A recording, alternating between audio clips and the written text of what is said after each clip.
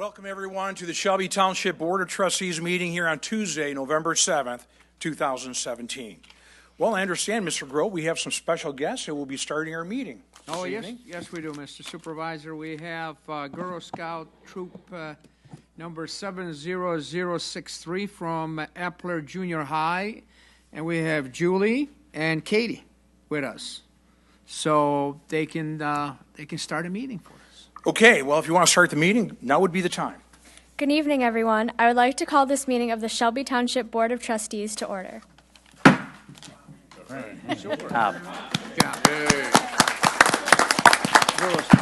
think I've just been replaced. She did that nicely. Thank you very much. Okay. Could you please rise and join me in prayer?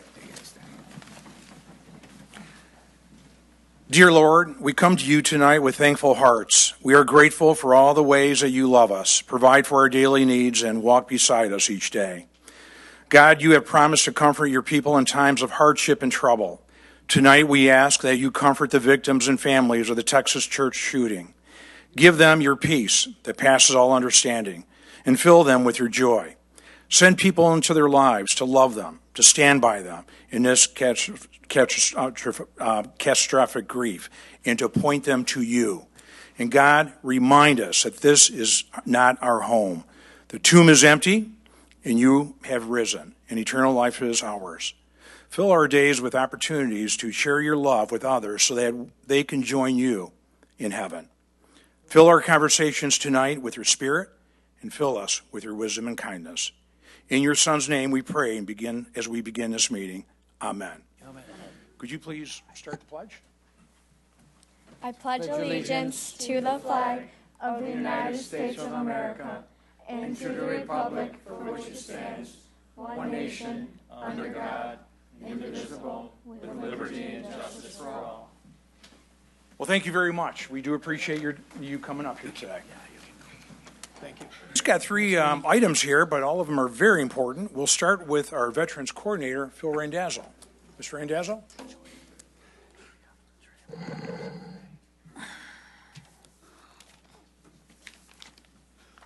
This won't take long, but thank you, Mr. Supervisor, Board of Trustees. This is a thank you to everybody that showed up and all the people at home that watched. They'll be watching on TV. I should say the ceremony came out fantastic. We had some bad weather. We moved it indoors here, and the boardroom was just jammed right up. Everybody was seated, and the walls were covered with people. It was very nice. I'd like to thank the Lakeside Assembly of God and Ms. Tracy Murray, and also Mr. Supervisor, Richard Staticus. And let me see, there was something about the run, too. We had the 5K run. That was great. I was out there in the morning. I didn't want to run because I didn't want to show too many people out there, you know, with that 5K run. So I didn't do that. I didn't participate. But I'd like to thank Mr. Brad Bates for all that he did for that run. And that money went all towards the memorial site out here. Brad worked hard with them. I caught him out there. I started out there 7 o'clock in the morning with them. I didn't bring him no coffee. I had one myself in the car. But that's all I have to say, really. Thank you for everybody. Okay. Hey, Mr. Randazzo, we want to thank you for all the good work you did and helping with the run, but especially for that wonderful ceremony. We appreciate all your efforts in making sure that the veterans here in Shelby Township are not forgotten. Thank you. Now I want to bring up Ms. Nancy Bates. I understand she's got some money here to give, and she is from the Shelby Township Community Foundation. Ms. Bates? Yep. Good evening. Thank you, Mr. Stathakis, Mr. Grott, Mr. Flynn, and the Board of Trustees for allowing the Shelby Community Foundation this time during their meeting to present our grants. The Shelby Community Foundation was established for the people and by the people of Shelby Township. We raise funds to enrich the lives of the people in Shelby Township now and into the future. We are the only nonprofit that holds endowment funds for the future. Since 1996, we have awarded over $120,000 in scholarships and over $618,000 in grants as of today. And we have $639,000 in endowments that we have established for the future. Today, we are very pleased to present grants to 4 very worthwhile organizations that will benefit residents in our community. Our first recipient is the Boys and Girls Club, Vic and Lucille Wirtz Boys and Girls Club here in Shelby Township. Mr. Ryan Ambrovadis and Mr. Jason Crute are here to accept a check for $3,700, and they will tell us how the money will be used.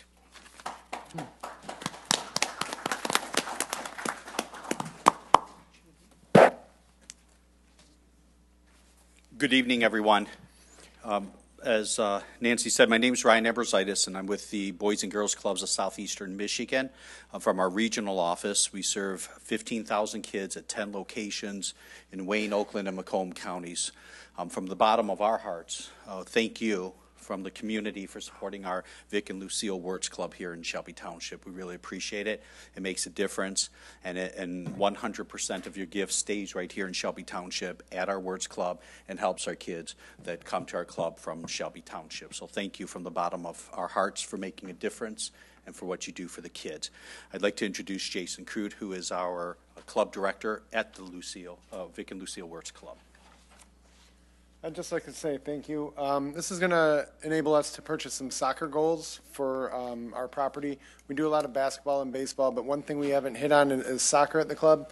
We already provide activities for about 1,200 club members a year in the area, so this is just going to be able to help us to improve our programming. So thank you very much.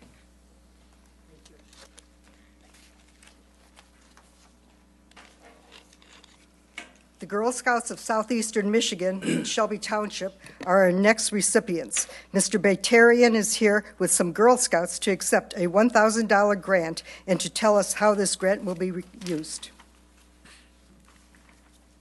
Mr. Batarian, thank you very much. Thanks, Nancy. I wanted to thank Shelby Community Foundation for your generous gift to us. What we'll be using this gift on is girls who cannot afford Girl Scouting for the year. We provide funding for them to gain leadership skills in such areas such as STEM, outdoor education, financial literacy, and entrepreneurial skills. And I wanted to introduce Julie and Katie. They want to tell what they did last year that was most interesting and valuable to them.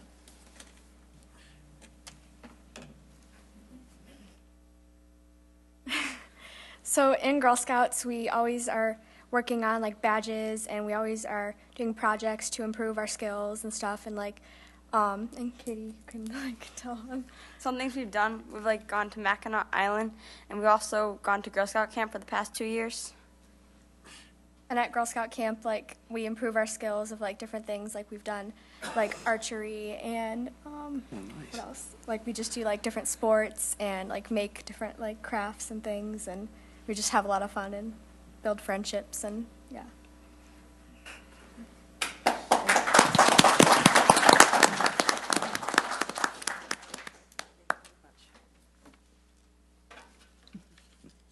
The Eisenhower High School Science Olympiad is our third recipient. Mrs. Susan Ogden is here tonight to accept the grant requested of $500 and to tell us about her program. Susan? Thank you very much. Hi. The Science Olympiad program is a national program that gets kids that are interested already in science and engineering and mathematics fields, and we introduce them to areas that they might not get in the normal curriculum in school. At Eisenhower, we have a great team. We've got a great group of families.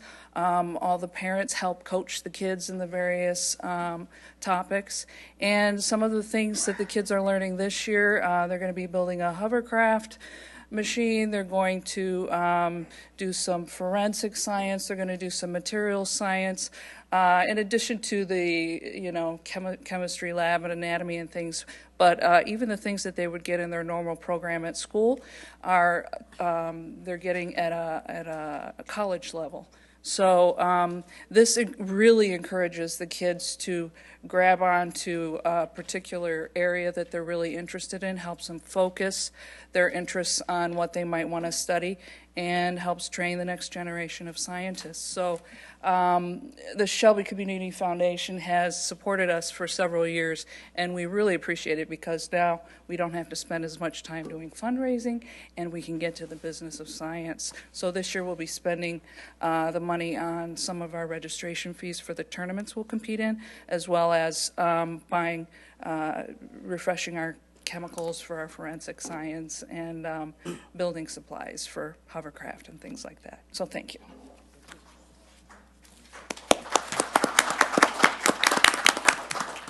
Our fourth request was from Macomb Community Action. Ms. Christy King will be accepting a requested grant of $1,000 and telling us about the purpose of the program. This grant is coming from the Charles McLaughlin Fund. Thank you. Good afternoon. So Macomb Community Action's Office of Senior Services, these dollars are greatly needed. The dollars will stay here in Shelby Township. One thing we'll be able to do is offer additional assistance for Shelby Township residents, seniors, for snow and snow removal and grass cutting. And what we really are excited about is being able to expand our community education programs. So we'll actually be offering through the Shelby Township Senior Center, some of our coordinators will be working to offer some direct programming around health.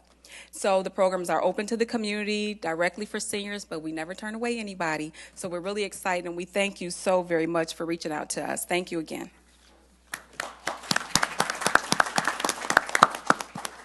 You know, this is what I worked for all year, to give away money. So, and I'm very glad that there's people that can receive it and use it for the good of Shelby Township.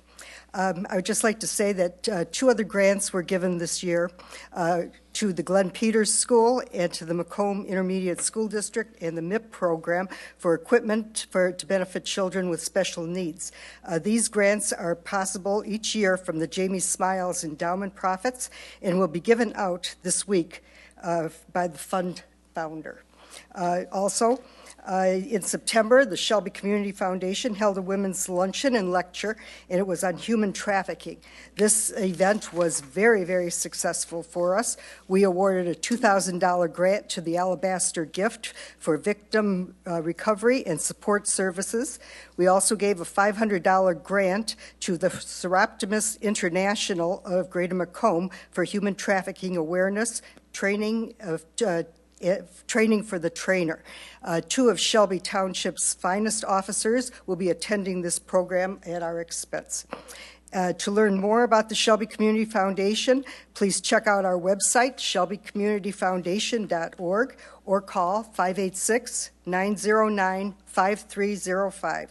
Our next event is the Snowflake Social on January 19th, 2018, and this will benefit scholarships that we will be giving away. Thank you again very much, and thank you to the Board of Trustees. Thank you. To the Shelby Township Community Foundation, thank you very much for everything you do for our community, and to all the recipients, congratulations. Okay, thank you. What I'd like to do now is go through the 2017 priorities. What I'd like to do is actually review the 2017 priorities before I show you the official 2018 priorities. So we'll start right from the top and talk about the progress that we've made. In 2017. I'm sorry to block your view, but I'll have this down momentarily. Our number 1 priority in 2017 was to evaluate the community center needs. And Ms. Wilhelm, you want to review the progress to date? I sure do. Last year, the Community Center Advisory Board met with stakeholders in our community to define the needs of our current community center's assets, which include the district court, the library, and the senior center. Based on those meetings, we are poised to move on, meeting those needs in 2018. Specific to the library and senior center, our meetings with library staff and patrons and members of the senior center painted a very clear picture of the updates and expansion that we need to bring our library and senior center facilities up to date. I am proud to announce that we will be moving ahead with substantial progress to these facilities, with more details to come in 2018 before we break ground on the new library and senior center facility in spring 2019. Mr. Wozniak has an update on the court. Yes, matter of fact, tomorrow we'll be reviewing the new bids that came in, and Thankfully, they've gone down about $1 million, a little over that. We'll see how it comes out. Good job. But it's right in line with what we've budgeted. Good. Yeah, so everything's looking positive. I think we were just a touch over 5 million in our capital improvement fund. Right. So you think we might be on budget? We should be right on budget. Our meetings start tomorrow morning at 10 a.m. Good. We have 4 bidders. Okay, we'll keep working on that. Thank you very much. Our second priority in 2017 was a widened Shaner Road north of 23 Mile Road. Can you give a status on that, Mr. Viviano? The widening of Shaner was not picked up by the federal funds for 2017. We'd have to submit it again by 2018 to get picked up by the TIP, which is the federal funds, to get considered past probably 2020. Okay. In order to get that done. And our GIS capacity, we were supposed to expand that. If you want to come up, Mr. Glenn Wynn, I would appreciate it if you could maybe give us a status on that. The GIS is it's called Geographic Information Services or Systems, and what we do is we try to link information to our website and provide a broader scope of information that's more readily accessible. Right now, we have our zoning map online. We have all the site plan and zoning board of appeals applications that are linked to the site. Residential projects, senior living facilities, information on those are available. Parks and Recreation viewer and a sidewalk viewer. So all that's accessible at our counter and on our website. Okay, thank you. Mr. Flynn, could you talk to us about the splash park? I know it's on the agenda. Yeah, we're in the final stages. We'll be talking about, I'll be asking the board to approve the final construction contract this evening. Okay, great. And Mr. Viviano, the local road improvement funding, I think we've maxed out every year on that. For 2017, I believe it was $630,000 participated by Shelby and the County of Macomb Road Department, which led to several improvements. Great. And that's an annual program, correct? Absolutely. And it kind of goes up and down depending on how much money the county has, but we always max out on that. If they come up with $630,000, so do we. Shelby Township always does. Okay. Some communities can't. We always do. There you go. Mr. Vermeulen, you want to talk about reducing operational costs? Yes, sir. Under your direction and the assistance of Mr. Flynn, we worked on reducing the budget to a point of where it minimizes the expenses to the township, to a point of where we're totally in the black. We are doing things, everything we're paying cash for. So our fire station, our senior center, community center will all be paid for with a surplus. So that way when times get hard, we will have enough to cover the bills without having to think even about raising taxes. And I think that puts us all in well. This is something I think a lot of people have a hard time grasping with, is that people say, what's wrong with the old one? How come we need this? The answer is because we are an upper-end community, and to maintain our status as an upper-end community, we must offer amenities which other similar communities have to maintain that status, to grow, develop, and enhance our status as an upper-end community. That is ideally where we want to be. Okay, thank you very much. And number 7, relocate fire station number 4, which we did. Mr. Grote, I know you had a lot of interest in that. You want to talk about it? Yes, Mr. Chairman. On Wednesday, November 1st, officials from Shelby Township Board of Trustees and Shelby Township Fire Department gathered to formally break ground for a new $1.9 million fire station number 4. Which will be roughly about a mile and a half north of current station number 4 at 51599 Shaner Road. The new station will be built on 25 Mile Road and the corner of 25 Mile Road and Shaner. The station, which will be open for service by the end of 2018, will be the second new building for the fire department in a span of 2 years, as we formally dedicated fire station number 5 at 47460 Shaner Road, just north of 21 Mile Road on June 20th. Most municipalities have to go to the voters for more tax dollars to build and staff new infrastructure. But because of this conservative board and Chief Swankowski, this building, as well as fire station number 5, will be built, staffed, and operational without a tax taxpayers' money increase, and it will be paid cash for it in full. The new station will be near replica of station number 5, which is about 7,400 square feet, and is staffed by 4 to 5 firefighters and equipped with ambulance, engine, and utility vehicles. Thank you, Mr. Chairman. Okay, good job. Thank you very much, Mr. Grote. And if you could come up, Mr. Glenn Wynn, and talk about the light removal. You've been working hard on that. Our department, along with the building, has launched an initiative to target sites with significant blight on their buildings that need to be torn down. We've had notable successes over the last year and a half. The former Big Boy site at 21 in Van Dyke has been removed, is under new development. The old dive shop on Van Dyke has a new building on it. The retail car repair across from where the community center is gone, and that's going to be replaced by assisted living. And we've also had a couple, a notable building torn down on Auburn Road and a new building renovated at Auburn and Ryan. Okay. Very good work.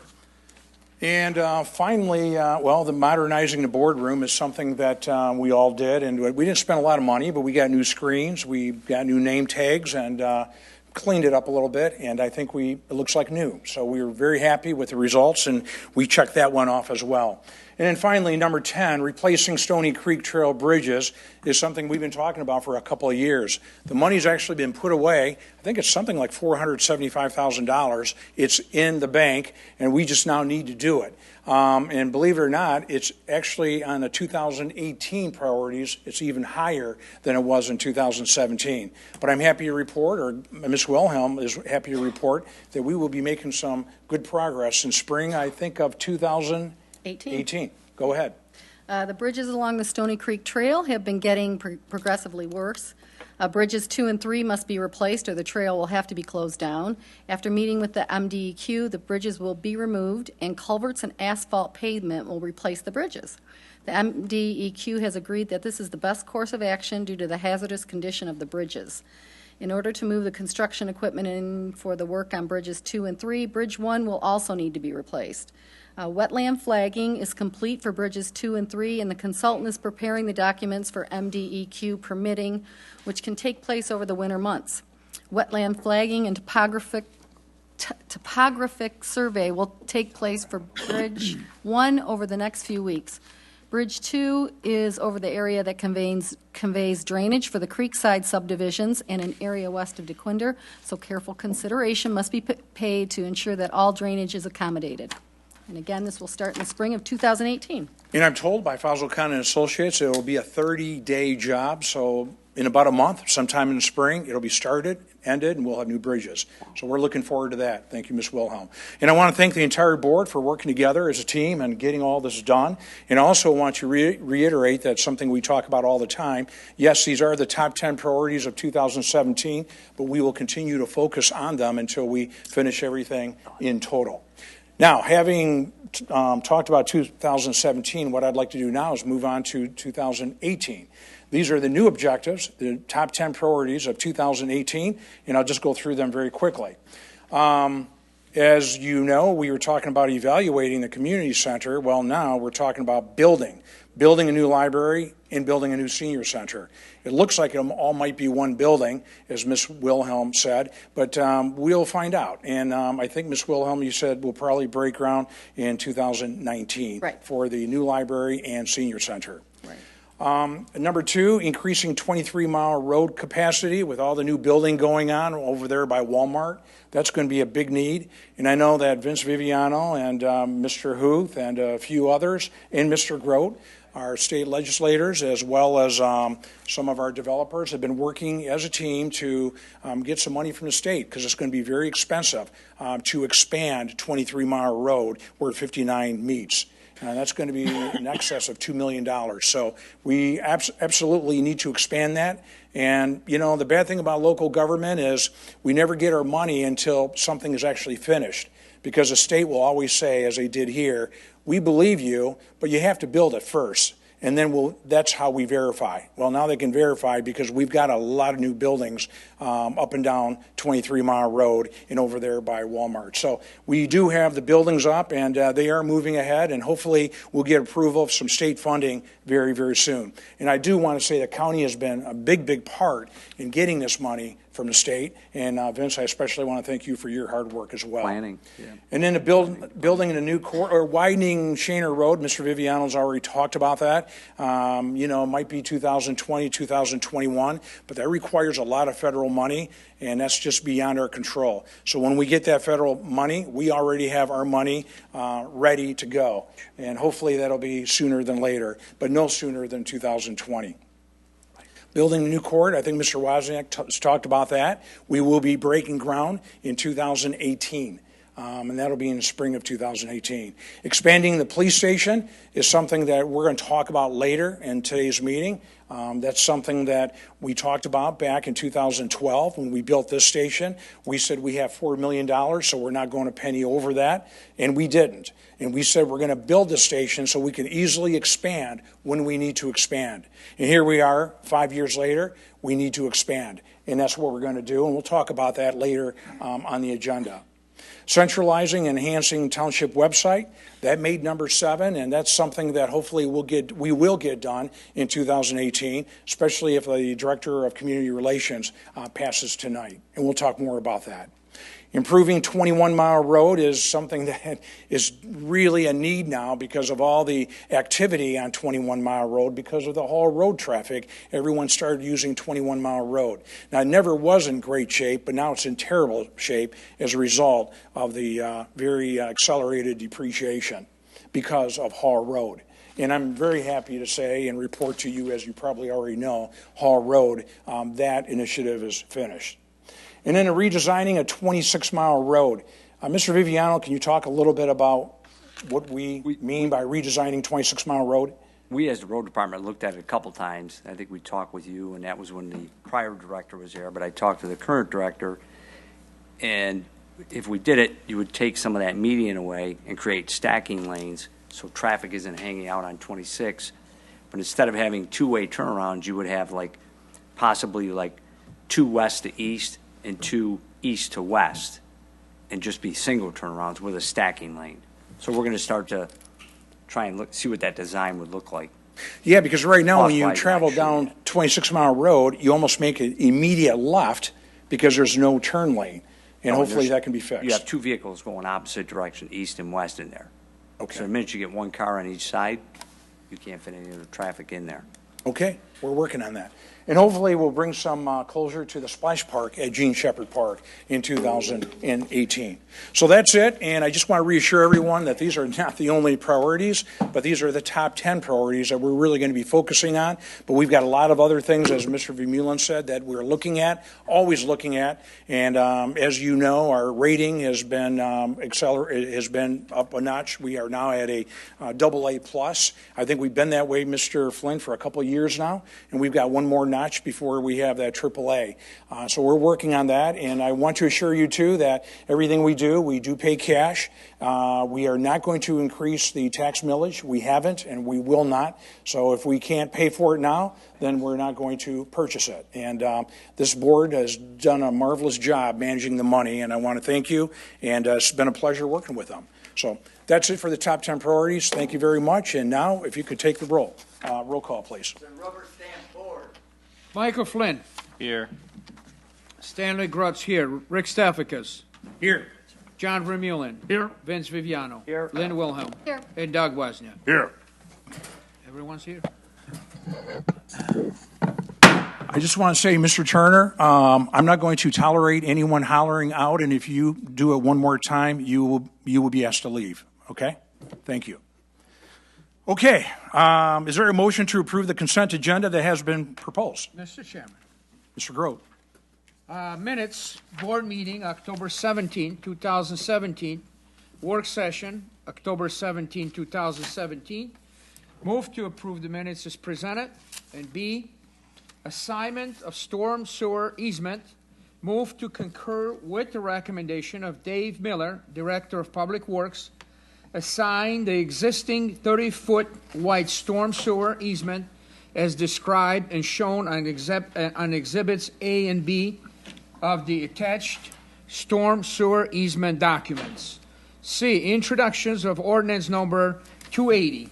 Move to introduce and publish for the first time ordinance number 280, Section 1, Chapter 27, to be entitled Franchises, Article 1, Section 27-1 through 28-1 of the Charter Township of Shelby Code of Ordinance. D, SQL sewer purchase. Move to authorize the Technology Department to purchase the SQL server in the amount of $15,198 with funds from Capital Improvement Fund, GL number 427-212-985-000, and amend the budget accordingly. And E, bill around in the amount of $1,596,228.32. Mr. Chairman, move to approve the consent agenda as presented. Second. Motion made by Mr. Grote, seconded by Mr. Wozniak. Please take the roll. Stanley Grote, yes. Doug Wozniak? Yes. Michael Flynn? Yes. Rick Stefakis? Yes. John Vermeulen? Yes. Vince Viviano? Yes. Linda Wilhelm? Yes. Motion carries, Mr. Chairman. Thank you, Mr. Grote. And now we'll move on to the agenda. Ed, could you please put on, there you go, thank you. The first item will be the Granger Group rezoning and special land use approval, requesting a change in zoning from C1 local retail to R12. Multiple family residential and special land use approval for a senior living facility at 55133 Van Dyke. That's the west side of Van Dyke, north of 25 Mile Road. Number 2, request to hire mechanical inspector in the building department. Number 3, community relations director, new hire. Number 4, purchase of meter reading equipment. Number 5, Shepherd Park splash pad construction contract. Number 6, construction architecture services for police station expansion. Number 7, Parks and Rec Committee reappointments. Number 8, Solid Waste and Recycling Committee appointment. And number 9, Mr. Huth just did put on one, I'll let you explain the 9th. 9 is going to be update regarding Shelby Manors. There you go. So, Mr. Chairman, I move to approve regular agenda as you just presented. I second. Okay, motion made by Mr. Grote, seconded by Mr. Wozniak. And is there any further board comment? All those in favor of the motion, please signify by saying aye. Aye. Any opposed? Motion carries. Now, residents, right now is your opportunity for you to address the board regarding any of the items on the agenda this evening. Your comments pursuant to board policy are limited to 3 minutes. Please keep in mind that while the scope of your discussion at this point of the meeting should be limited to the agenda items, you will also have an opportunity at the end of the meeting to discuss a wider range of topics that relate to township business. Would anyone like to come up? Yes, in the back. With a hat.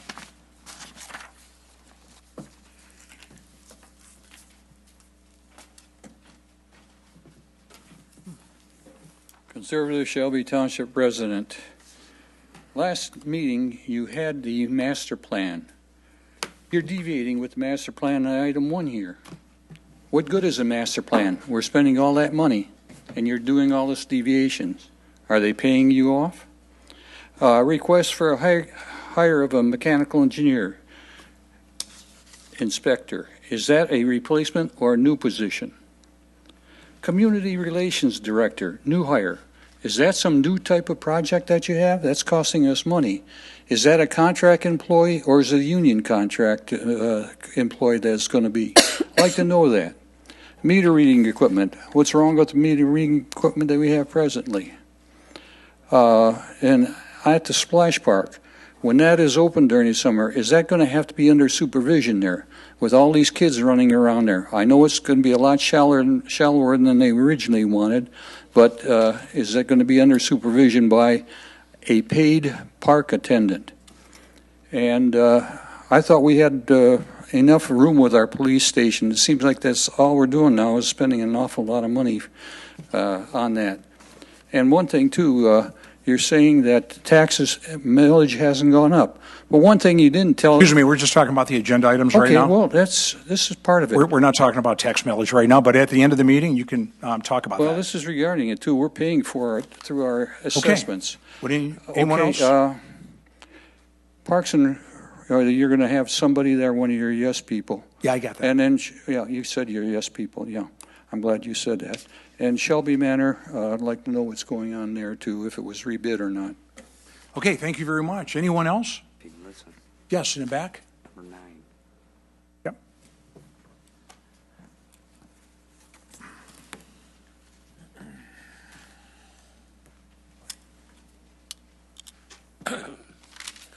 Clarence Crooks on resident.com.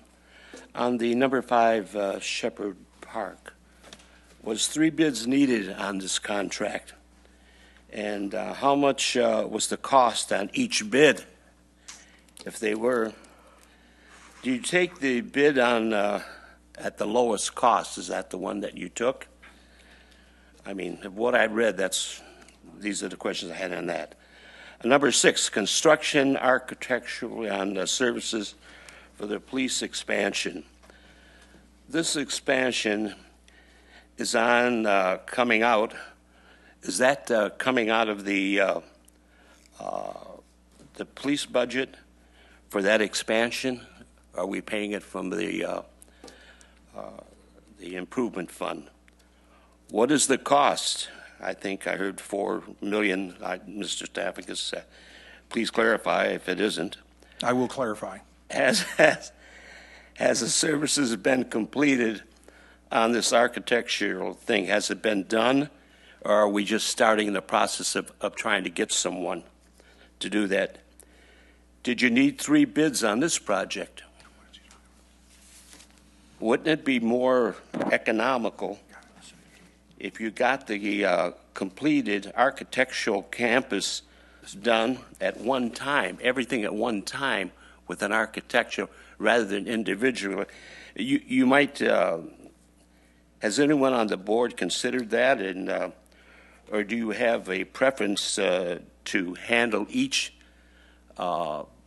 project individually as an architectural thing? But it might be better to get someone to put it all together, and it might be more feasible and practical to do it that way. Thank you. Thank you. Anyone else tonight? Yes, Mr. Churchill.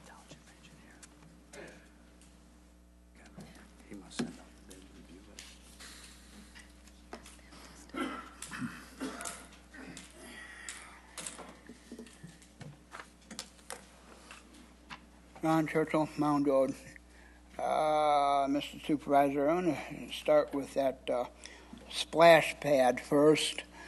I want to know, what is the final cost of that splash pad going to be, and is that money going to come from that, I believe it was $560-some thousand dollars that was supposed to be a surplus that the township had about a little over a year ago, if anybody recalls that, $500-some thousand surplus, if that money is going to be used to go to that splash pad. And also the meter reading equipment that Mr. Miller wants. I think he should have it. I think the old equipment looks pretty bad shape. That's my opinion. Okay, thank you. And what was the last one, number 9? Shelby Manor. Oh, okay, Shelby Manor. Well, I want to know the update on it. What is the final figure on Shelby Manor, what the township is going to get for that? And I just want to make a comment about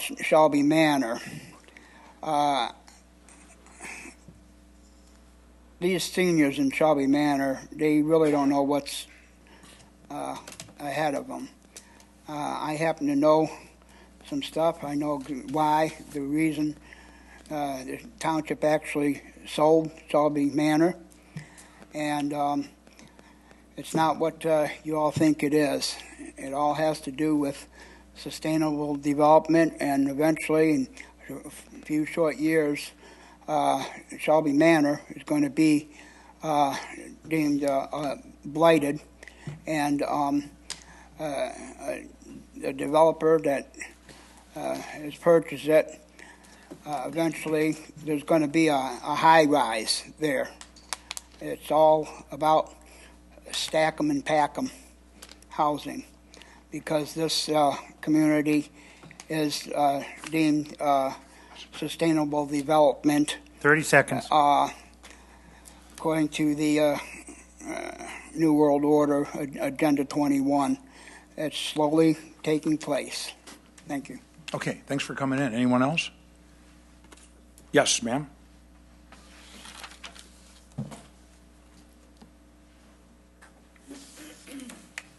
Mr. Stathakis, members of the board, I see you're going to redesign 26 Mile Road. I would just like to thank Mr. Viviano for all he's done for us on 26 Mile Road. It has helped, but it hasn't cured our problem. But to you, Mr. Viviano, thank you. I am ever so humble for what we've done so far. Thank you. Thank you, Janet. And thank you on behalf of the board, Mr. Viviano. We love having you here. Mr. Turner. Before you start, I just want to say something about the last meeting where you exploded and you were hollering at the board. We're not going to accept that, and I just want to wait. I'm talking. I didn't. Don't interrupt me. Do not interrupt. I don't interrupt you, and please. Yes, you do. And so, what I'm asking you to do is, please, you know, I don't know why you feel that you're entitled to different rules, but you're not. Please. And everybody here is entitled to 3 minutes. Please. So we listen to you, and I want you to listen to others. Okay, go ahead. It's all yours. Item number 3, Community Relations Director. How many people will be in the Community Relations Department when it is set up? And where will the office be located? And what will their duties be? Along with what will the pay be? And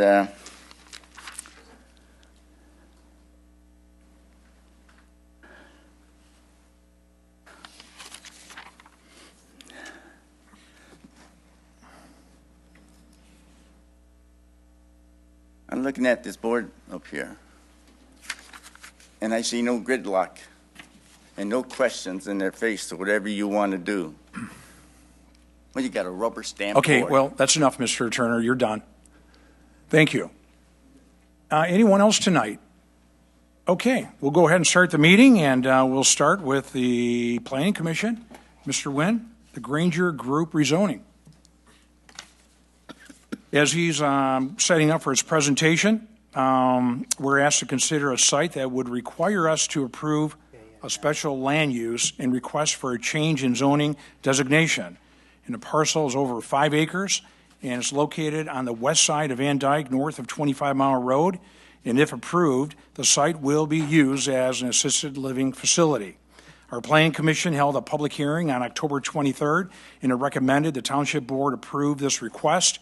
Our Planning and Zoning Director, Mr. Wynn, here he is here to answer some questions. And did I tee that up okay? You teed it up and knocked it down the fairway, Mr. Chairman. So they're asking for the change in zoning from C1 to R12, and then special land use approval for an 82-unit senior housing project. So there are one agenda item, 2 different components. It's a 5-acre site on the west side of Van Dyke, directly across from Vincent Joe Shopping Center. The rezoning from commercial to multiple families required as a prerequisite for the senior housing project, as we don't allow that type of activity in C1. One of the observations in the new master plan was that we have entirely too much retail zoning on Van Dyke, particularly north of 25 Mile Road, so that this particular change of downzoning it from commercial to a multiple family classification is actually very well aligned with the master plan. So just I want to point that out for openers. It's consistent with also with an emerging development pattern. To the north of this site is a single-family home, and then north of that you have the Ambassador Village condominiums, and to the north of that you have a multiple-family zone site, which is going to be shortly developed for some multiple family as well. So you can see this a new pattern of development occurring, which we recognized in the plan, and I'm happy to say this first rezoning that we've had since the plan was adopted is entirely consistent with the plan. As you said, we did have a public hearing. There was widespread support. The gentleman who owned the house to the north had some questions of a technical nature on the site plan, which I think the applicant's engineer has adequately addressed. Commission recommended favorably on both projects, and I support that recommendation, Mr. Chairman. Mr. Chairman. Before you make the motion, Mr. Flynn, I just want to say, or if you can answer that question one more time, the master plan, we're not deviating from the master plan at all. We are not at all. We are entirely consistent. Okay. Mr. Flynn. I would move to introduce and publish an amendment to the text and map of the Charter Township of Shelby zoning ordinance number 212109 to rezone property at 55133 Van Dyke, parcel 2307034760005 from C1 local retail to R12 multiple family low rise for the following reasons. The proposed change in zoning is aligned with the policies contained in the master plan. The other multiple family zoning sites are located on the west side of Van Dyke, north of 25 in the vicinity of this parcel. C1 district boundaries are not appropriately located in relation to this existing retail development trends and expectations. There does not appear to be sufficient demand for additional commercial zoning in this portion of Van Dyke. The change is not out of scale with the needs of the community, and to concur with the recommendation of the Planning Commission and approve special land use application 1744 SLU 12 to permit the development of a senior living facility on parcel 230703476005 for the following reasons. The proposed use represents an appropriate transitional land use between abutting single-family zone properties and the commercial office uses along Van Dyke. Adequate access is available to the site from Van Dyke. This will not generate nuisances to abutting properties. The proposed use will not interfere or discourage the appropriate development or use of adjacent land buildings or unreasonably affect their value. The applicant must investigate and preserve any historical artifacts found on the property. Support. Motion made by Mr. Flynn, seconded by Ms. Wilhelm. Roll call, please. Discussion. Any questions? Yeah, just discussion. Go ahead. Your knowledge of the developer and his other projects that they've done, can you provide a little background? I don't know them. I haven't had professional experience with them, although they did reference at the Planning Commission meeting that they have multiple other sites that they're developing. We have a lot of experience with this particular design engineer, very competent, so I'm real comfortable with this project. Yeah, Hobbs and Black are good, and I've driven by a couple of their other Right. projects. They And look the really, engineer really nice. is, their engineer is exceptional, too. Yeah, and I like we threw in the historical objects. Right, that was unusual. We found one of our members of our historical committee found out about this and indicated there are perhaps some historical artifacts at this site, and the applicants pledged to cooperate and see if they, when they're developing, to be a little more careful. Any other questions? How many units, Glenn? 85? I think 82. 82, so how tall? 2 stories? 3 Stories. Yeah. 2. Okay. Real attractive elevations, too. Thank you, Mr. Nguyen. Roll call, please. Michael Flynn. Yes. Lena Wilhelm. Yes. Doug Wozniak. Yes. Stanley Grodt, yes. Rick Steffikis. Yes. John Vermeulen. Yes. Vince Viviano. Yes. Motion carries, Mr. Chairman. Thank you. Good work. Thank you very much. Item number 2, we want to request to hire a mechanical inspector of the building department. At the request of the Human Resources Director, Lisa Suda, we're asked to consider filling a position in a building department for a mechanical inspector. So an employee there resigned in September, and a vacancy has remained ever since. So there's the answer to the question if we're replacing, and yes, this is a replacement. The candidate for this position meets the education and work experience requirements as established by the current job description for a mechanical inspector with an associate's degree in climate control technology and extensive inspection experience. Would someone like to make a motion? Mr. Chair, I'd like to approve the hire of Michael Deagle in the position of inspector working in the township's building department, starting at a pay grade 26, step 8A, and in accordance with the current municipal employees CBA, collective bargaining agreement. Second. Motion by Mr. Viviano, seconded by Mr. Vermeulen. Any discussion? All those in favor, please signify by saying aye. Aye. Aye. Any opposed? Motion passes. Our third item, Ms. Suda is asking us to consider a recommendation from her, as well as from me, to hire Mr. Brad Bates in the position of Community Relations Director. If the board concurs with this recommendation, the Community Relations Director position will fit into the organizational chart that our board approved at the July 18th, 2017 meeting. Those of you that have worked with Brad likely share my enthusiasm and for this recommendation tonight. Brad has a journalism degree from Central Michigan University, and he has worked 15 years as a news reporter and in a public relations field. Mr. Supervisor?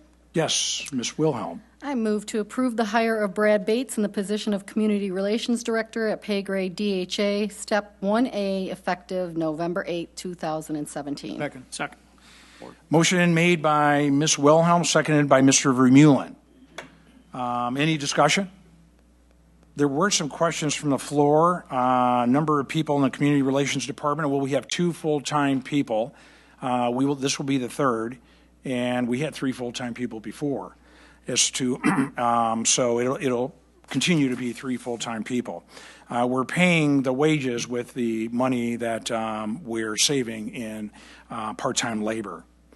What will the pay be? I'll bring Ms. Suda up for that. And you can also answer the question about, is this a union position? And I think the duties we discussed in a prior meeting, so you don't need to go through that. Good evening, Mr. Supervisor, board members. The salary for this position is DHA, which starts at $73,326 with a maximum rate of $85,566. Okay, union? It is a non-union position. Right. Okay, just want to make sure. And that's it. Any other questions or discussion?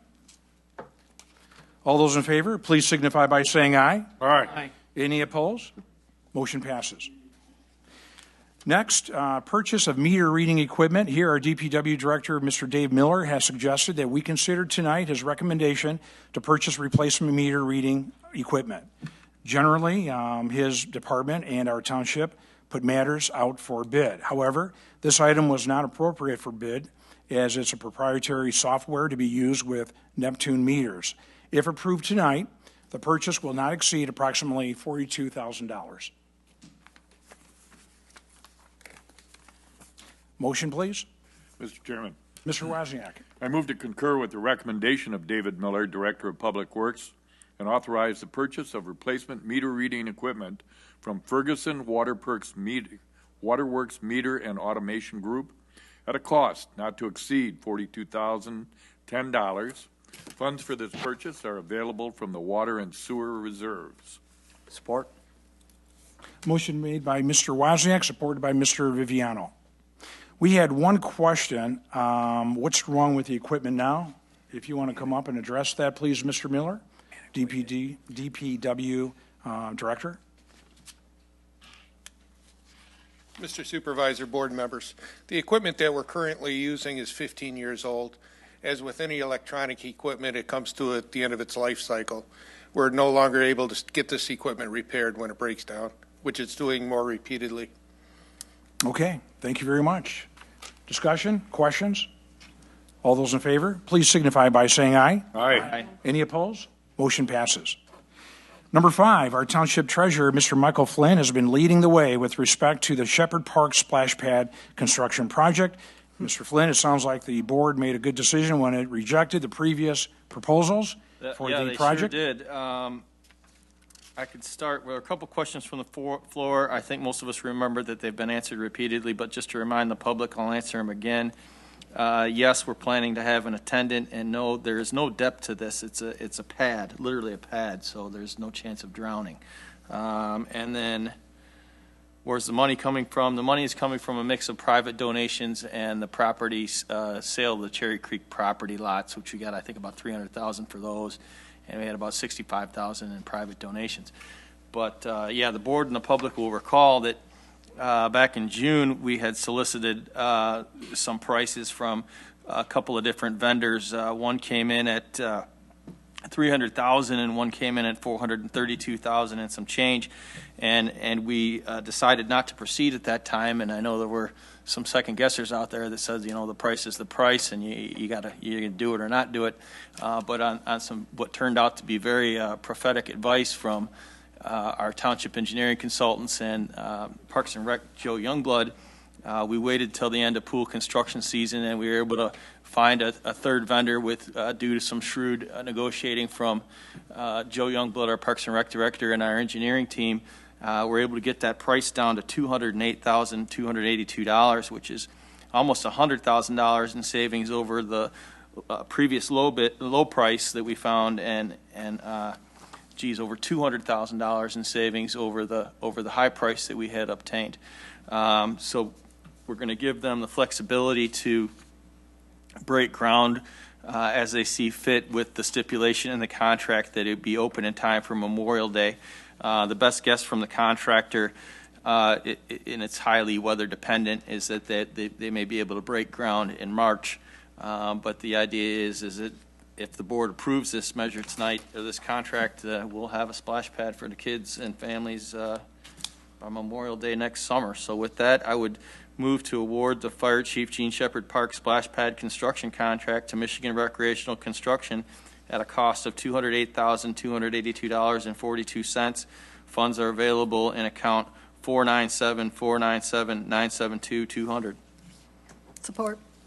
Motion made by Mr. Flynn, seconded by Ms. Wilhelm. Any questions, discussion? I have a question. Have they did one before, this company? Oh, they're huge. This is actually a division of the company that did the design, and that's why we were so confident that the prices that we got from earlier were so out of whack. And the reason this company was not able to provide us with the price, because them, like many of the people in June, we were a little bit late on getting the design done. They were booked through the summer doing other projects, but this is a very large company. They do them all over the country. They're very reputable. And I expect that they will do a good job. And then somebody asked a question about bids. It's always the lowest, most qualified bid. Yeah, and in this case, lowest qualified. we always have to do our due diligence and have a file in these cases. Some cases, when you're buying oranges and you know it's all going to be oranges, you say, give me a price, your best price for an orange, and you use the lowest bidder. In this case, and I know we've got a couple engineers in the audience that may agree, a lot of times there's so many nuances to these types of projects, where a lot of times you do an RFI, which is equivalent of price shopping. And that's what we did in this case, where we literally went out and spoke with a number of different vendors and said, what can you do based on this, and we found that this was literally the best deal for the people. And then one more question about an attendant. Mr. Churchill had asked about an attendant being there, a park attendant. Yeah, we've talked about it before. We fully expect to have an attendant there, because the pad will be gated, and Director Youngblood's going to be working on some rules. We expect that it's probably going to, at least for the beginning of it, be limited to residents only and their families. So there's going to be some rules, and we'll get to that when we get to that. That's a little bit down the road, but yeah, there will be an attendant of some sort at the park. Thanks. Okay, thank you, Mr. Flynn. Any other questions? All those in favor, please signify by saying aye. Aye. Any opposed? Motion passes. Good work, Mr. Flynn. We do appreciate everything you've done. It's coming along really well. Great job. That's my final warning. I told you before not to say anything or shout anything out, Mr. Turner. So, yes, and you're please. You need to leave. We'll take a 5-minute break, please. Thank you. You must leave.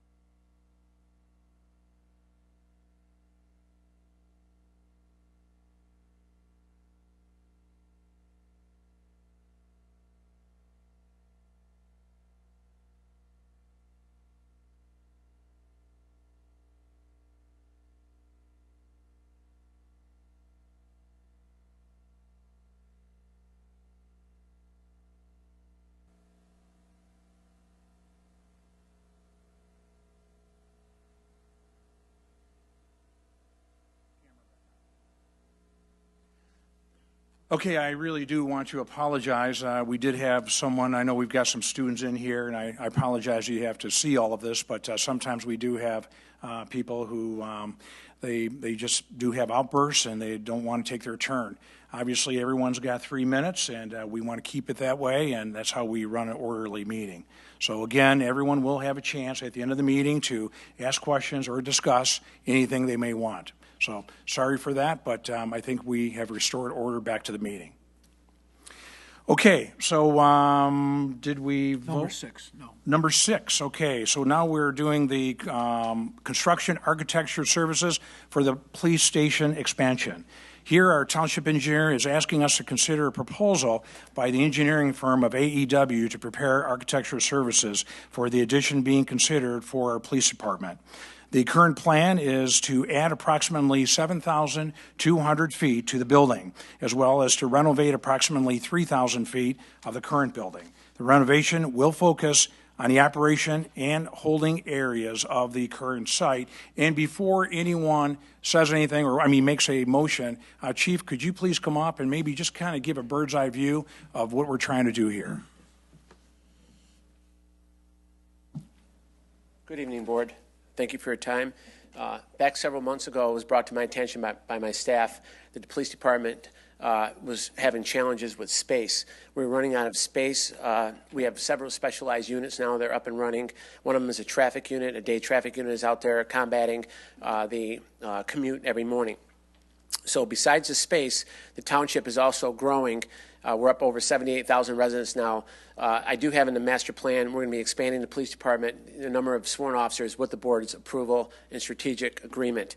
So we're going to be growing. And next board meeting and first board meeting in December, I'm going to be planning asking the Board of Trustees to hire 5 police officers to up our staff from 65 to 70 sworn officers. This will still put us below the recommended number by Southeast Michigan Council on Governments, where they recommend 1 officer per every resident. However, over the next 3 to 5 years, we're hoping to get up to that number. In addition, our booking area has several challenges. It needs to be remodeled. It's a liability issue for the township and the police department, and that's one of the things the architects are going to be working on. Our conference room is very tiny. You can't get in and out without scratching the walls. Anyone who's been in there has seen the walls are all scratched up. We need an actual meeting space where we can have a conference room and I can meet with my staff and key members of the community. That's one of the things I've asked architects to take care of also. And with the addition of Amazon coming in, I found out that they're going to be moving at least 300 trucks in a day in and out of the location, okay? This with the auto part supply over on Shelby Parkway and 24 Mile Road, we're going to have a full-blown night traffic unit. They're going to need space. So I'm asking humbly for the board to help me expand the building and give our staff the appropriate space that we need. Good. Thank you very much. On that note, would someone like to make a motion? Mr. Chairman. Mr. Wozniak. I move to concur with the recommendation of Fazal Khan and Associates, Township Engineer, to retain AEW to perform the architecture and engineering services to prepare the addition and renovation construction plans for expansion and renovation of the existing police building for a fee of $126,000 according to their proposal dated October 20th, 2017 from GL account 427-305-985-000 and amend the budget accordingly. Second. Motion made by Mr. Wozniak, seconded by Mr. Vermeulen. I just want to say a couple of things. Somebody asked, where's the money coming from? We don't know yet. It will be cash coming out of one of the budgets, but we haven't determined as a board which budget it'll come out of. So we'll be making that decision together. Someone threw out a number of $4 million. We don't know how much it's going to cost. That's why we're going to hire an architect, because right now we got a conceptual plan, but we need to take it to the next level, which is the actual construction plan so we can put it out for bid. Can't put it out for bid if you don't have an actual construction plan. So that's what we'll be working on, and that's why we have an architect. And that's the process. Should we put all these projects together? And I assume this person was talking about the senior center, perhaps the police station, or probably this person was talking about the court and the police station. And the answer is no, because the timing's different. The needs of the buildings are quite different. So it was actually decided that the two will be built independently. And I think that answers all the questions. Any discussion, board members, or questions? Okay. All those in favor, please signify by saying aye. Aye. Any opposed? Motion passes. Number 7, at present, the terms of the 4-member of the Parks, we have 4 members on a Parks and Recreation Committee. These terms have expired, and all 4 members, Stacy Surgett, Ryan Nels, Robert O'Brien, and Brian Zille, express intent and affirmed interest in continuing to serve on a Parks and Recreation Committee. Motion, please. Mr. Chairman, Yes, Mr. Flynn. I'd move to concur with the recommendation of PRM Director Joe Youngblood and approve the reappointment of Stacy Surgett, Ryan Knost, Robert O'Brien, and Brian Zille to 3-year terms of service on the Parks and Recreation Committee to expire October 31st, 2020, in accordance with the Shelby Township Parks and Recreation Committee Bylaws, Article 2. Support. Sorry. Motion made by Mr. Flynn, supported by Mr. Wozniak. Second. Any discussion? All those in favor, please signify by saying aye. Aye. Any opposed? Motion passes. And this next item, Solid Waste Recycling Committee appointment, I'll let you make that motion since you put it on the agenda, Ms. Wilhelm. Thank you. I move to approve the appointment of Ms. Kate DeLito to a 2-year term of service on the Solid Waste and Recycling Committee to expire on September 18th, 2019. Support. Motion made by Ms. Wilhelm and seconded by Mr. Viviano. Any questions? All those in favor, please signify by saying aye. Aye. Any opposed? Motion passes. And finally, the last item, Shelby Manor. Mr. Huth, you want to give us an update? Yes, thank you, Board, and thank you for agreeing to put this item on the agenda. First, as you know, the purchase agreement with the current purchaser provides a number of terms. Among those, that the sale, if completed, must be completed this year. It also provides what they call a due diligence period, and that's a time that the purchaser can inspect the building, can go through and look at different things to make sure that they're comfortable with the purchase. What's happening here, as you can imagine, there's a finance being in place, and a bank in Chicago is conducting its own due diligence to make sure that the building is what it purports to be before it lends money on that. The request I have for the board tonight to consider is the purchaser would like to extend the due diligence term from November 10 to November 17 to give it an extra 7 days to bring inspectors in to look at the various aspects of the building. None of the other terms would change, and the requirement to close would still be the same. They'd just like the additional 7 days. So if the board is willing to pass a motion to allow the extra 7 days, I would pass that along. Before you consider that, I also want to say that the leases with the current residents provide that by December 1st every year, the township or the owner of the building must provide the residents with an update as to what their maintenance fee will be for the following year.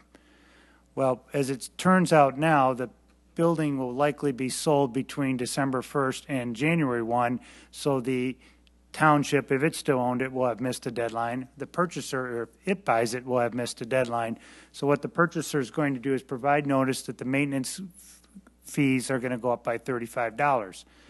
What I asked him today was a question that has continued to come up here at the board meetings is, what should the residents that have leases that are now going to be expiring, say in the first 6 months of 2018, expect in terms of rent increases? I explained to him that there's been a lot of concern at the board meetings that somebody new is going to come in and raise the prices so much that it's going to push people out.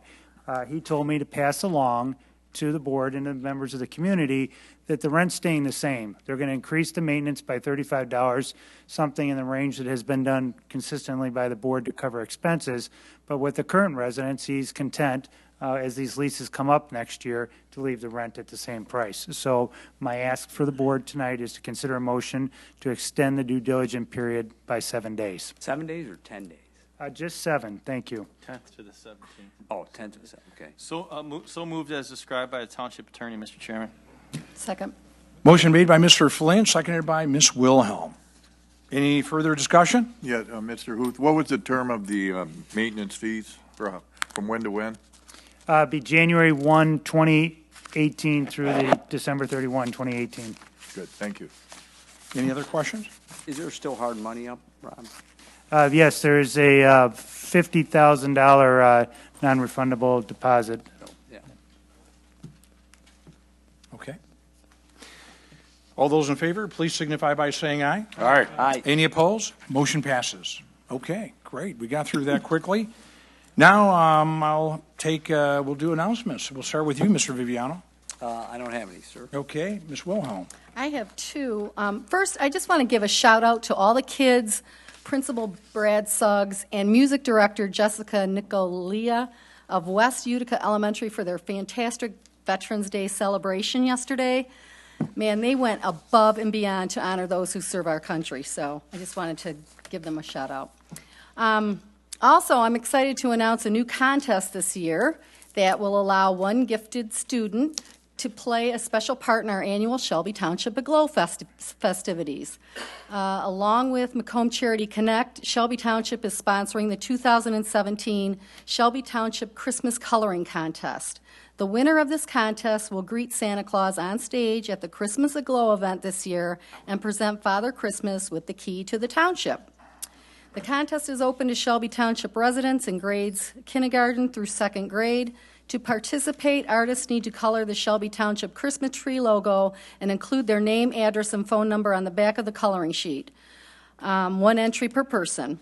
Coloring sheets will be available at the Shelby Township Library, or you can download them on the Shelby Township website. Drop off or mail your completed coloring sheet to the Shelby Township Library, 51680 Van Dyke Avenue, Shelby Township, 48316.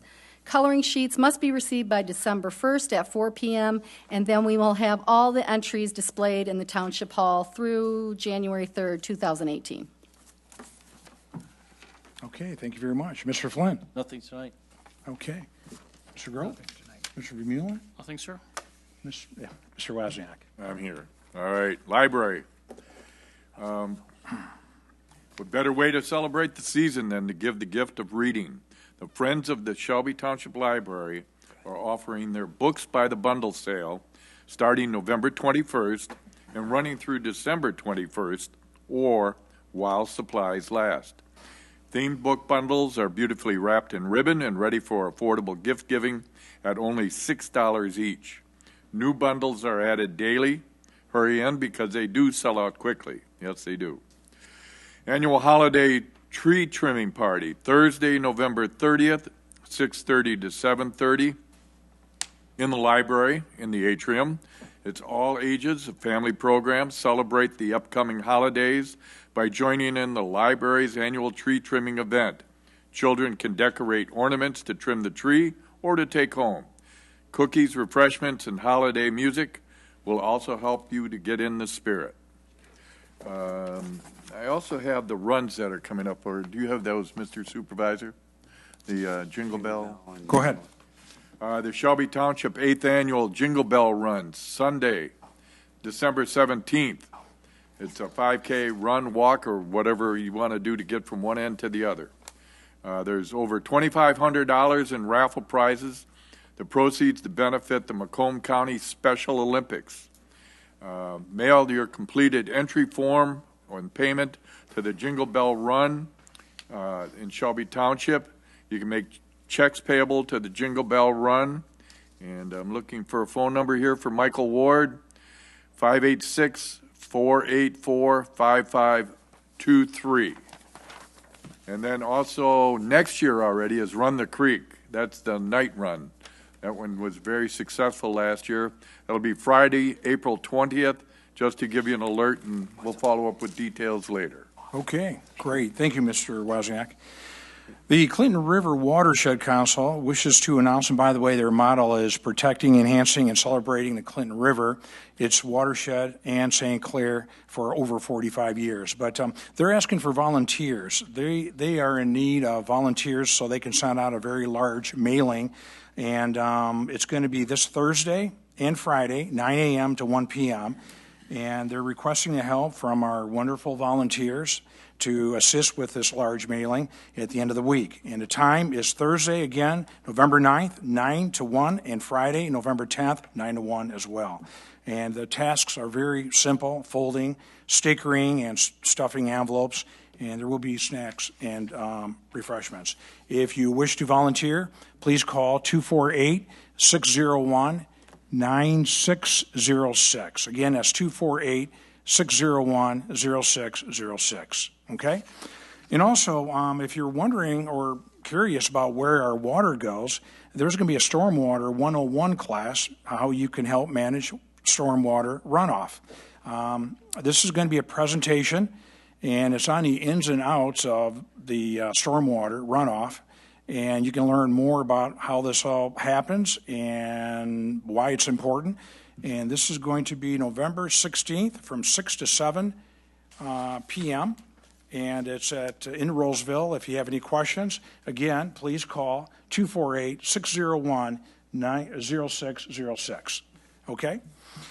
And finally, some good news, some more good news from our Utica School District, UCS, Utica Community Schools.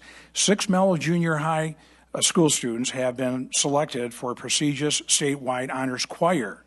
I'm going to mess up these names, but I'll try my best. Angela Robinson, Kendall Bills, Christina Brazilic, Mary Chrysanis, Alyssa Thompson, and Olivia Thompson. They will perform this January as members of the Michigan School Vocal Music Association State Honors Choirs. The UCS students will join approximately 90 other singers from across the state, the Michigan School Vocal Music Association's 7, 8, and 9 State Honors Choir at the Michigan Music Educators Conference held at the DeVos Hall in Grand Rapids. I believe that's at Hope College. The students qualified through an audition held during a regional honors choir performance held October 21st at South Lyons High School. Students auditioned by singing by memory a Renaissance piece written in 1560 before a judge prior to rehearsing for the regional choir. The Mellow Junior High School Choir is under the direction of Julia Holt and Danielle Hill. State Honors Choir is comprised of the top singers in Michigan, and the students will now have 3 Saturday rehearsals across the state and a final performance as part of the Michigan Music Educators Conference in Grand Rapids. Approximately 9,000 teachers, administrators, students, speakers, and guests are expected to attend the conference. So our hats are off again to UCS. Good job to all the students. Thank you. Now it's time for business from the floor. We conduct township business here consistent with the way a business meeting is handled. Here, each speaker will be allowed up to 3 minutes to discuss business that is relevant to the operation of our terrific township. Is there anyone who would like to come up? Okay, yes, ma'am.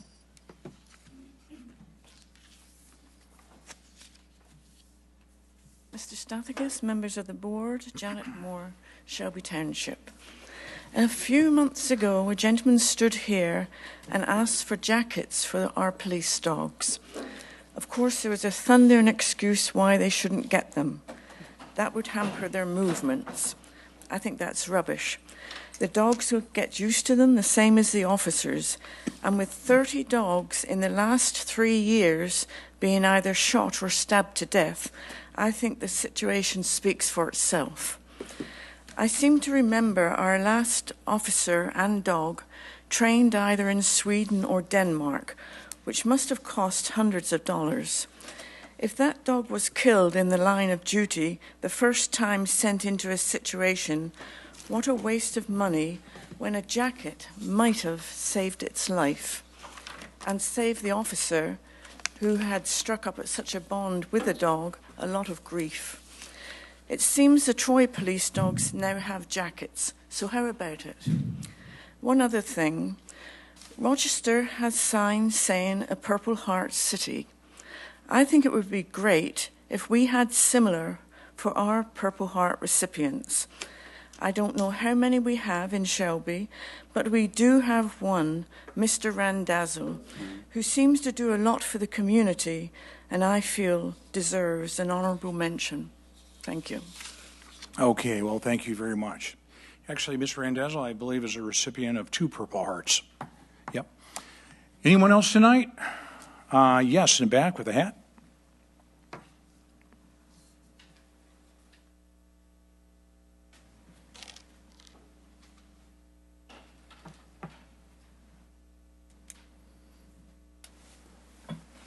Well, if the citizens of Shelby Township knew what our board's doing now, I don't think the board would be here. Question to you. Did Rochester annex part of Shelby Township? Up on the BMW dealership that's located in Shelby is now BMW of Rochester. Did they annex that part? Did Rochester annex part of Shelby Township? I'd like to know that. How much is Amazon paying in taxes? 0. Who's going to be paying for it? We are. They're using all of our services. You mentioned that our taxes aren't going up, but our assessments of our houses are. That's a little work on words there. You say taxes aren't going up, but the assessments on your houses are going up, so you're paying for it anyway. You mentioned that Brad Bates is going to the communications center. Is there going to be another deputy supervisor? And who is that? I mean, you're spending money like there's no tomorrow. You made a new position, $73,000 a year, plus benefits, and you're going to have somebody replace this deputy supervisor? And Fazil Khan, it was brought to my attention, too, that this is a month-to-month contract that they have. Why can't we terminate that? In the last 2 weeks, they've billed the township $98,000 for engineering. Why can't they do that? I mean, if it's a month-to-month, it's our discretion. We can give them a notice that we're going to terminate them. And we got enough money that they billed us from Fazil Khan over $1 million last year. How many engineers can we hire for that? 1 or 2 or 3 or 4? Even if we have to pay the benefits, it'd still be to the benefit of the township to hire our own people to do this.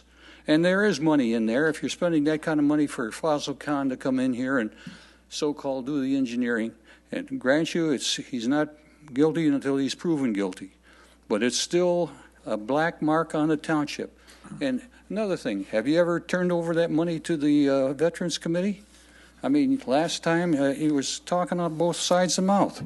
When you first came here, I thought you would be a fairly decent guy, but it seems as though you're always looking for something there. And 30 seconds. You mentioned that you didn't know anything about PACs, but yet the money that you're going to be turning over to the Veterans Committee is from one of your PACs, and you claim that you never knew who your PAC supporters are.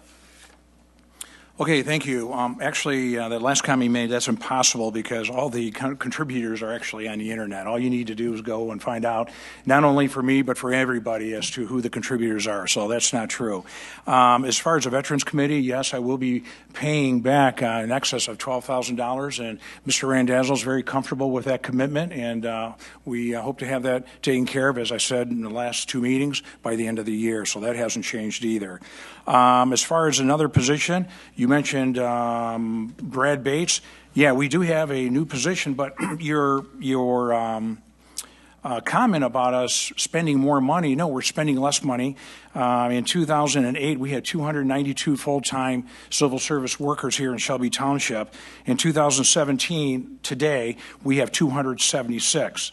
Now, if we fill all the positions of firefighters and all the new police and all the new civil service, we have no vacancies at all for any jobs, we will actually be at 289 at the end of 2018. So no, we are not spending, we're saving, and we're paying cash for everything. That's just the way we do it. And I know some people may not like that, but we think it's the best way to go about the business of Shelby Township. And we also believe that's why our credit rating has gone up instead of down. And I'm happy to say, too, in that new department that Brad Bates taken over, he's going to be cutting the part-time labor by half. So there will be at least a cost neutral to Shelby Township. But as an aggregate for the township, no, we're spending less money, not more, for employees. As far as the tax millage is concerned, we don't control the taxes on houses. That's controlled by the state. That's a Headley Amendment. So that's what drives that. But we do drive the tax millage. We can increase the tax millage if we want to. We have not done that since Mr. Wozniak and Mr. Flynn and I have been in office, and we have no plans of doing that either. We're saving our money, just like we did for the police department. We spent $4 million in 2012 because that's what we had. And we said that when we expand, we'll expand when we have the cash in the bank. And we do have the cash in the bank, and that's why we're building the new expansion for the police department. And no, there's been no annex of Shelby Township. But thanks for that. Anyone else? Yes.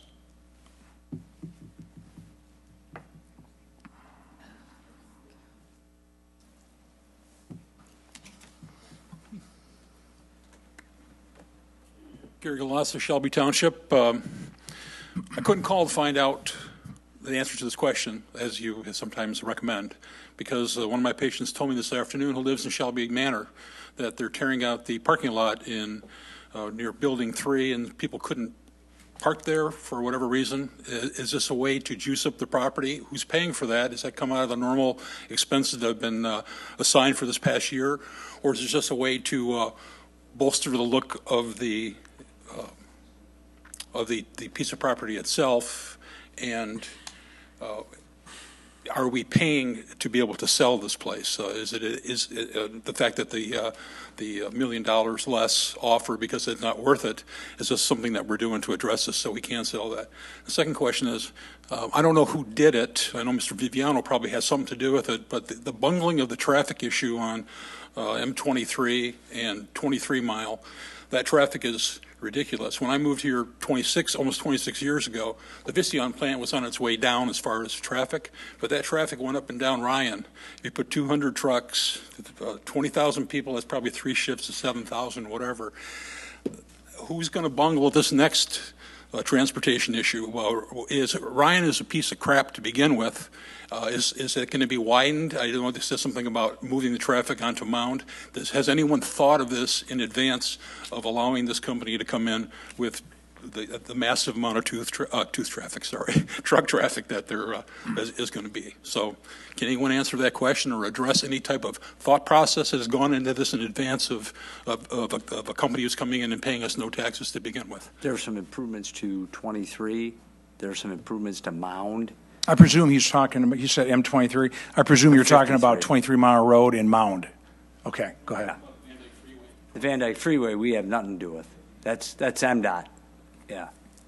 And we asked them to get involved in the last project, and they're not participating. Well, we're working together. You've been involved in meetings as well, and we're trying to work with them and trying to, get some funding. So, because we really will continue to spend a lot of money. I know this board's taking a lot of heat for spending a lot of money on roads, and as you can see, by the roads, it still isn't enough money. But we're going to continue maxing out whatever the county offers, and sometimes they offer us more because other communities don't get involved, so we take that money too. So wherever we can find money from the county, we definitely get in a cost-sharing plan with them to do everything that we can to improve the roads here in Shelby Township. They may be the best in Macomb, but they're not as good as they need to be. So we'll continue on that. Mr. Stathakis, if you prefer, I can answer the question regarding the cement work at Shelby Manor. Yep.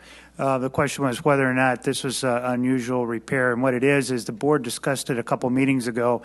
The cement work was on the schedule for the annual maintenance work to be done at Shelby Manor. The Township Board has continued to operate Shelby Manor, not spending more, not spending less, just as it continues to do each year as we move towards this sale. So that work was part of the maintenance program that the Township had planned to do this year.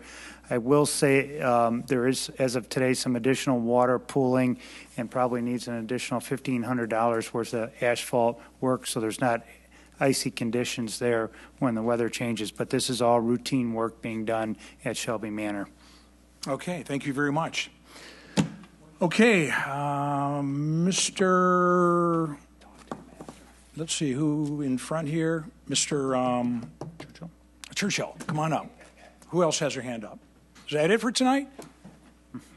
Okay, 2, 3, got it. Thank you.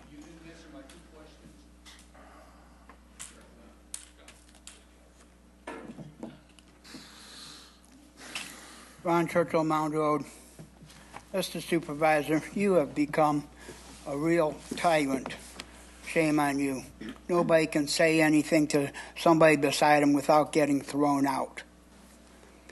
2 board meetings ago, during agenda items, I asked a simple question about Mr. Miller,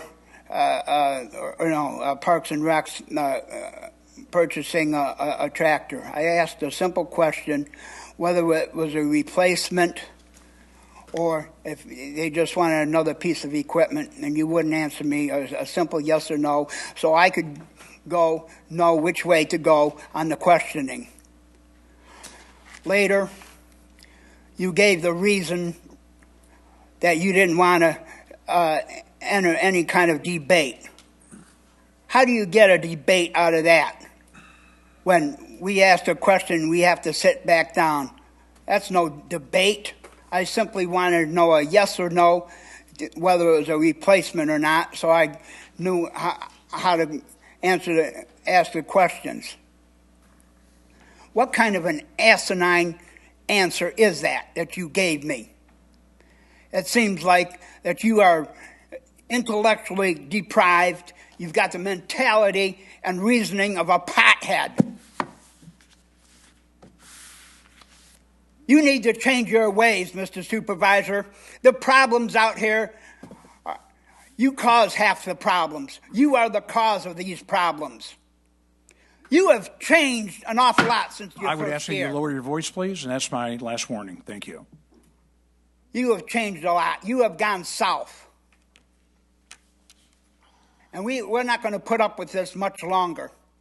You had better change. You are a classic textbook example of a psychopath. Okay, well, thanks for coming in. Anyone else? Yes, in the back.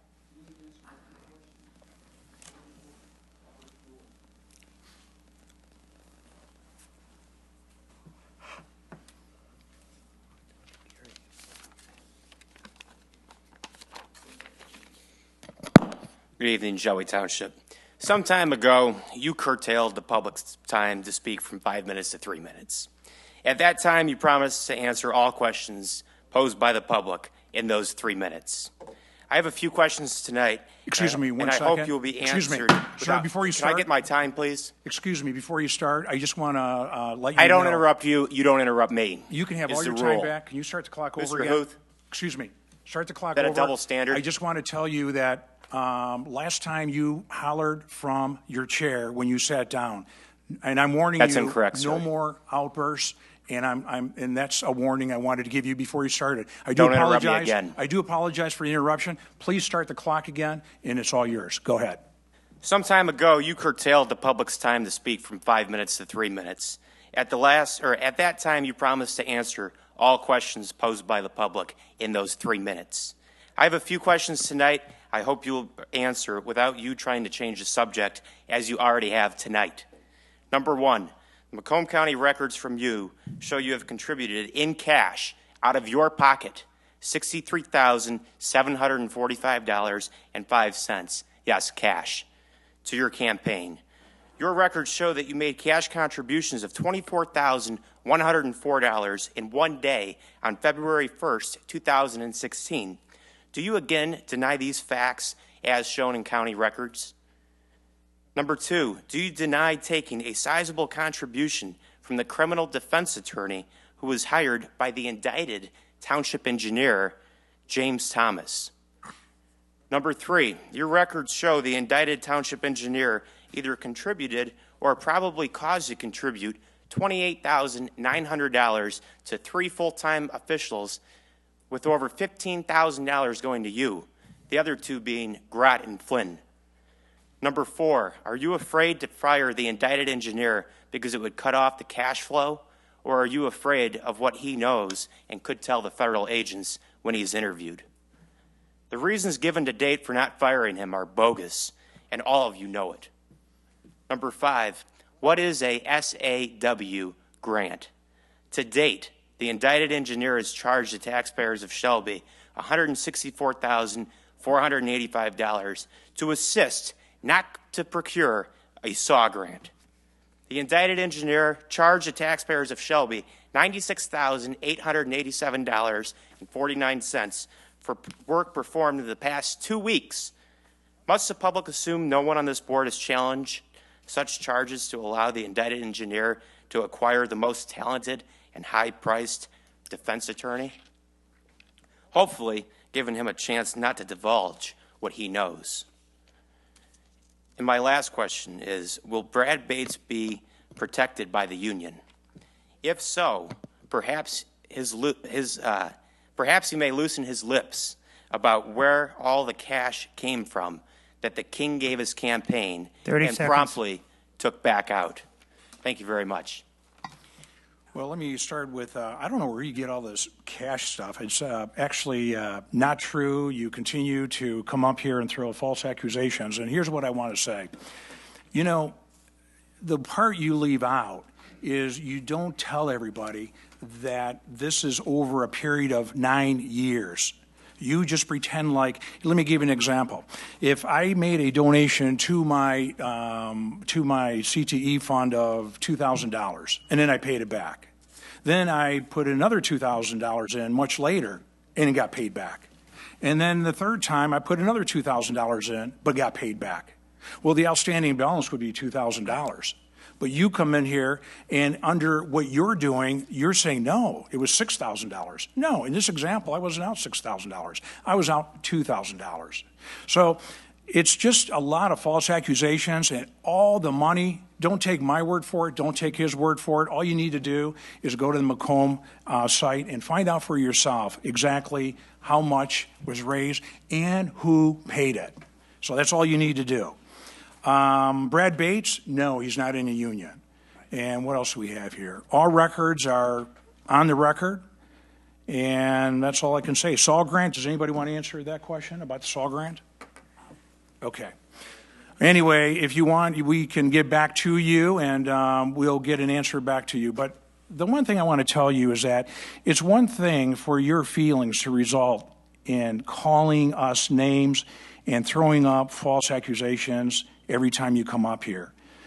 But when your hurt feelings result in a frivolous lawsuit, in a financial strain on the good people of Shelby Township, that's where I have a hard time forgiving.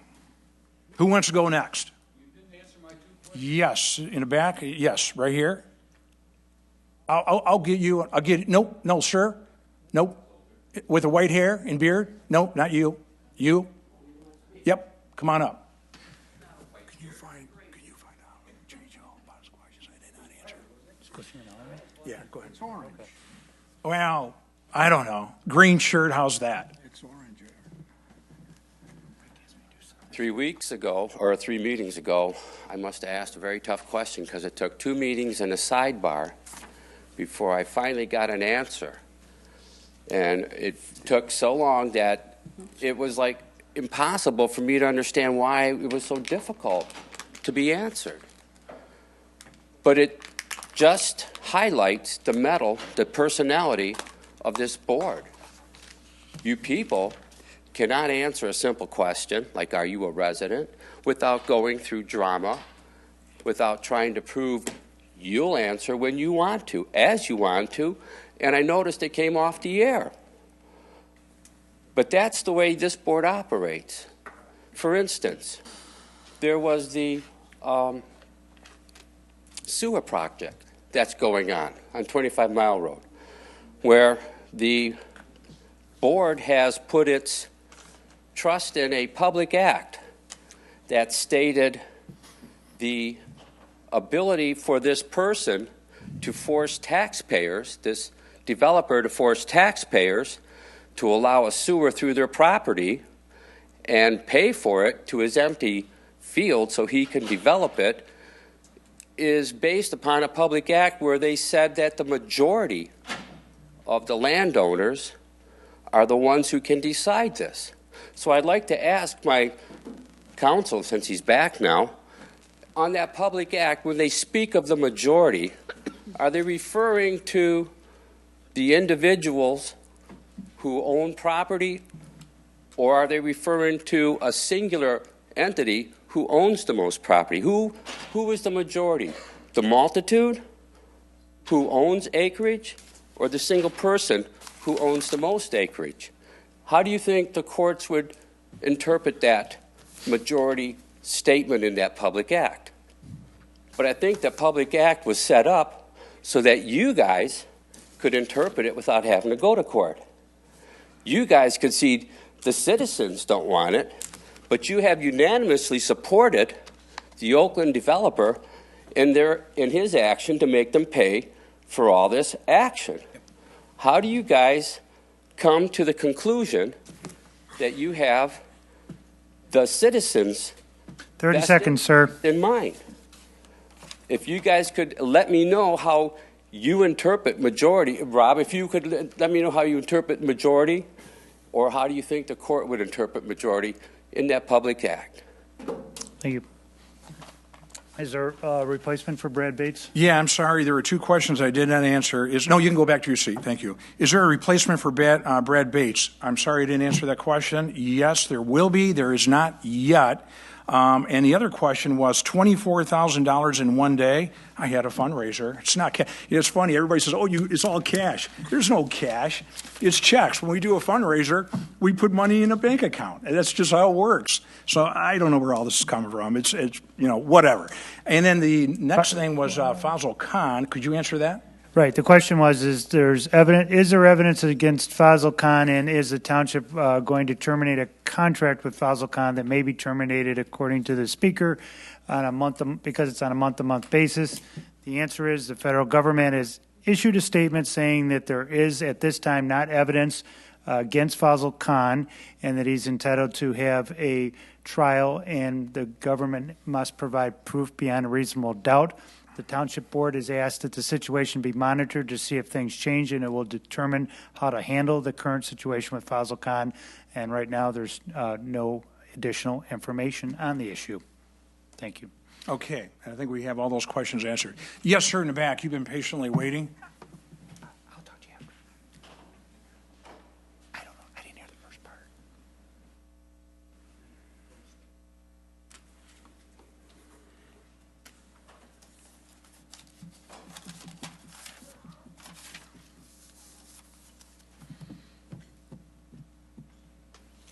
Good evening, Board. Good evening. Mr. Staticus, you did a great job of keeping things under control despite what you got to put up with. People question things all the time, but this is your third term. So come on. Obviously, you got to be doing something right, And also, I want to comment on our Veterans Day thing we had. Despite the weather, we moved in here, and the place was full, and I think the people actually enjoyed being able to sit in these nice, comfortable chairs no matter what. And the choir and Tracy doing her singing and all that, it really made things really homey here and all that, it seemed like. And like Mr. Randazzo always does, he always puts on a great event. And the turnout was terrific. I don't know if there was an empty seat any place, and I never seen so many veterans too. I didn't realize there were that many in Shelby Township, the ones that I seen here. And also, Mr. Flynn, you did a great job with the splash pad. Mm-hmm. Getting that price down as low as you did from the prices that they originally came out with, and I know my grandchildren will be happy to be out there, and if I'm able, I might even get in there too. But anyways, just keep on the good work. That's what I got to say. Well, thank you very much. I'm glad you came up and talked about our Veterans Day ceremony, and Mr. Randazzo and all of you vets did a fine job putting that together. And yes, this place was packed. It was very nice. It was nice to see all the trustees there as well, and some other people in terms of I think Larry Rotka, our treasurer, was a speaker. He did a great job. So yeah, I want to thank you for that, Mr. Randazzo. Nice job. Hey, as far as this being my third term and all that, I just want to say that whether it's my first, second, or third term, the one thing that I depend on are these people on my left and right. I am so honored to be working with everybody on my right and everybody on my left. As a team, we really do get a lot done. This is not a one-person job. It's not even a four-person job. This is really 7 trustees and a very good attorney. That's what's required to do some big things here in Shelby Township. So my hat's off to everybody up here. And we need to continue working together. And I just wanted to say to the people of Shelby Township, we will continue working together. We've got some big plans for 2018 and 2019.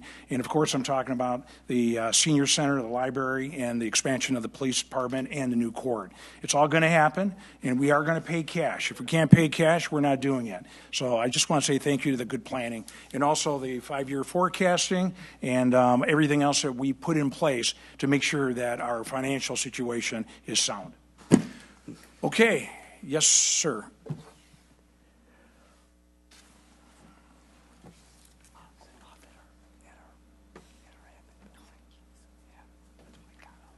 Leo Levy from Shelby Township. The last gentleman was here. He said almost the same thing I was going to say, that you guys are doing a good job. And I think that more people should get, instead of coming up there raising the devil, get involved in something. Do something that's worthwhile. And I think it'll help the board and everything else instead of just telling them off. Anything that I do, I give it 110%. And I work hard at it, or I don't do it.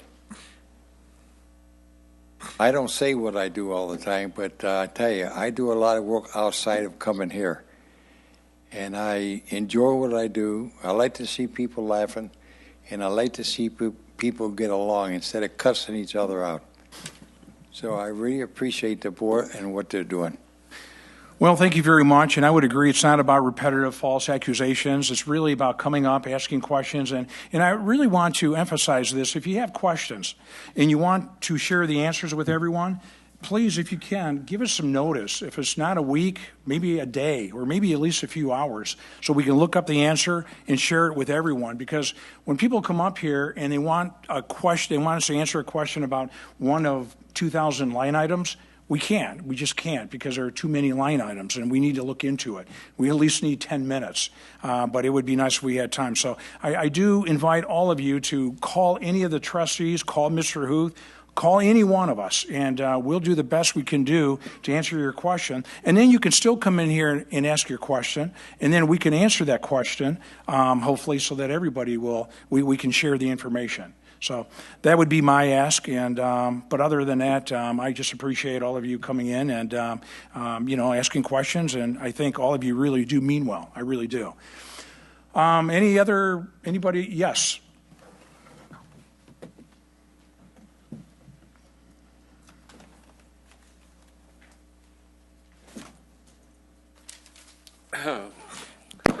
Clarence Cook, sunresident.com.